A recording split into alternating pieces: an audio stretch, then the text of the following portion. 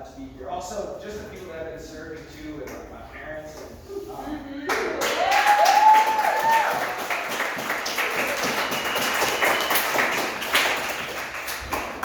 so it's been an amazing time so far. So with no further ado, we will welcome our speaker tonight. He's a man that is so blessed my heart, and I've been able to serve with him in Uganda before, and have got to take his Mission 101 course, which was so powerful and even changed my heart as he came to go into the mission field. He's spent time in Africa, in the mission field, in Sri Lanka. He has his own ministry called Ends of the Earth Ministry. You can ask him about it. And just as I said before with our speakers, don't just let it be that he sees a session and that's it. No, he's talk to him. He's a great storyteller. He will stir your hearts for the Lord. And so please go and talk to him after the sessions and spend time with him. It will truly be enriching. He bless my life in so much in that way. So with no further ado, welcome our Pastor Ron.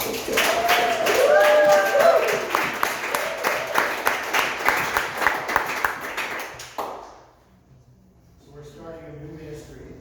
It's called Missions Equip. So if anyone feels called to missions, we're creating a California-based training that will be used all over the world and it's made for people of your age, of your callings, as you feel called to go into unreached places. You guys all know the term unreached? Food tracking maybe? The areas of the world where there is no gospel witness whatsoever. Billions of people living and dying without ever hearing the message of Christ, without ever hearing that God came as a man, without ever having a chance to accept the grace of God. That's who we're training people to be and to go into those areas. Missionary, I should be flexible. All right, so I just hit the crucial age. I'll be 50 in a month. I'll be 50 in 20 years. I did a funeral this last week. My old friend, 37 years. Kicked the habit. He got his rodeos. And I'm feeling the Lord, I pray this table is sturdy. Well, tonight we're going to talk about Joseph, a man that lived over 3,000 years ago. And his life and his God Albert. to our lives. That God is the same. 3,000 years doesn't teach him a bit. And all of the stories that we hear tonight, don't think, oh, that was some ancient thing that happened a long time ago. It happens right now.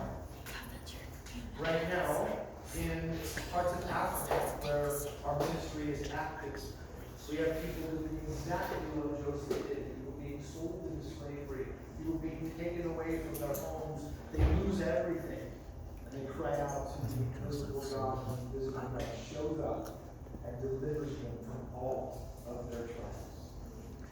Before we open the Word, I want us to pray with us for praying. Let's pray. For a minute. Lord, we desire to see you. Lord, maybe in familiar scriptures, but to see you afresh. Lord, we desire tonight as we look at this story from thousands of years ago, that, Lord, you will make it real to us in this exact moment. Lord, we want to have the passion and the heart, Lord, that you gave to Joseph. We want to be, Lord, men and women that trust you in the midst of complete and total loss, but to know that your promises will never change. Lord, we want to be those people. Do a revival in our hearts, and Lord, don't stop there. Take us to the ends of the earth, that all nations, all people, all families, as you promised to Abraham, will be blessed through you, as you became a man and lived on this earth and died for our sins. Lord, make us your ambassadors to take that message to the very uttermost parts. Revive us tonight. Speak to us. Call us out. Change us. Lord, may we wake up tomorrow morning and say, this is a brand new chapter in our life. We trust you. Fill us with your spirit.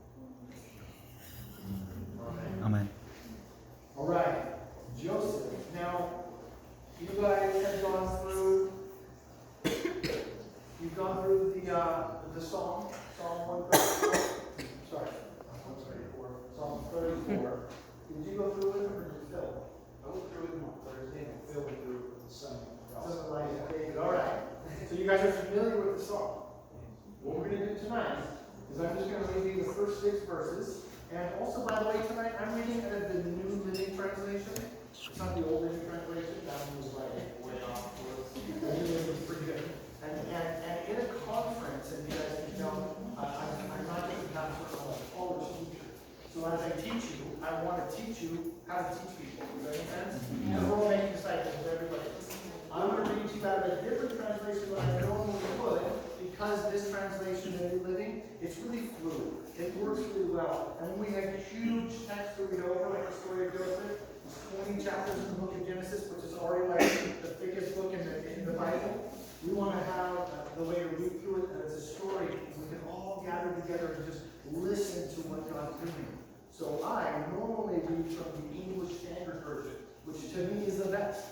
It's the most accurate, it's to the point, and in Bible college, I would never stray from the ESV. But for a conference, we're going to make an exception. We're going to go to the living. So if you track a little differently with the words, that's why. Now here in Psalm 34, in the first 6 verses, David is going to give us a glimpse of the Almighty. Now, as we go through Joseph's story, which happened many years apart from David's, we're going to see a mirror image. What God did for David, God did for Joseph. Who God was during David's time, God was the same in Joseph's time. So as we're thinking about this Psalm of MAGNIFY, and we're trying to compare it to Joseph's life, all we're going to see is that God is unchangeable. He will never, He can never, He is the Almighty. Jesus calls Himself what? The Rock. Right? All through the Bible, God is seen as immovable. And so as this story happened 5,000 years ago, 3,000 years ago, 2,000 years ago, Jesus was a man, or today, God will never and can never change. So these promises are eternal. They're eternal.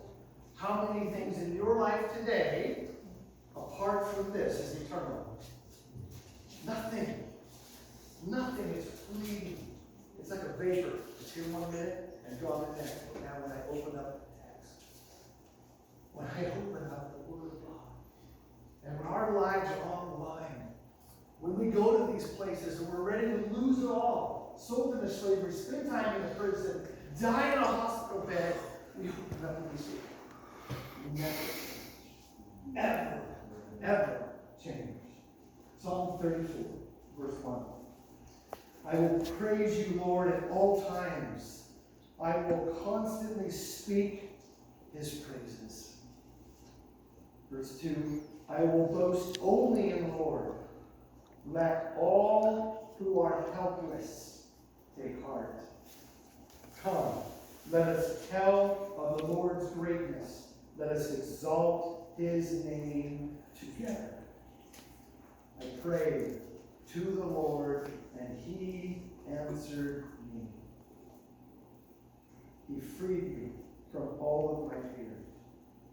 Those who look to Him for help will be radiant with joy. No shadow of shame will darken their faces. In my desperation, I prayed, and the Lord listened. He saved me from all of my troubles. What are we hearing? We're hearing the cries of a person that's frail, fragile, broken, more often than strong. Did you get those? Helpless, in trouble, defeated, hopeless, without any concept of being able to save yourself. And that person, David in this context, cried out to who? The Almighty. Do we know it? Do we think of it? Or has prayer become something that we just do before we eat, before we worship, right? No, there's a person that has no hope, and they cry out to the Creator of the universe. And what happens when that person cries out? Young or old, male or female, rich or poor, it doesn't matter. What happens when that frail human cries out? The God of the universe responds. He shows up. He's there with them. Now, as a missionary, my goal, the Lord says what? Go into all the world and do what? Preach the gospel to every Matthew 28? There's no greater promise in all of the world than the God of the universe is right here. He's now. He's present. He's all-consuming. He's in the smallest place, and he is everything all at the same time. There has never been a moment in my born-again, sanctified life that God wasn't there. Now, there may have been times where I felt like he wasn't